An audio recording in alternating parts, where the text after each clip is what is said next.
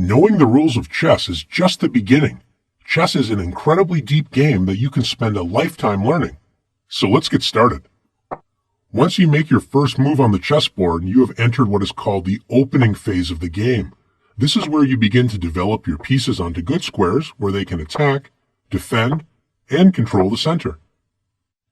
Once most pieces have developed, the game enters the middle game phase, where both players are making plans, organizing their pieces, finding weaknesses, and attacking their opponent's king. Some games end right in the middle game with checkmate or resignation. Like in this position, after queen e4, white creates a battery with the queen and bishop on the b1 to h7 diagonal, threatening checkmate. Notice the queen is also threatening the unprotected rook on a8. Black only notices the unprotected rook, moves it to safety, and then is shocked to see the game is over. Queen takes h7, checkmate. Not all games end that quickly. Some games continue on, and after many of the pieces have been traded away, enter the endgame phase, where the goal is usually to promote a pawn to a queen and then checkmate your opponent.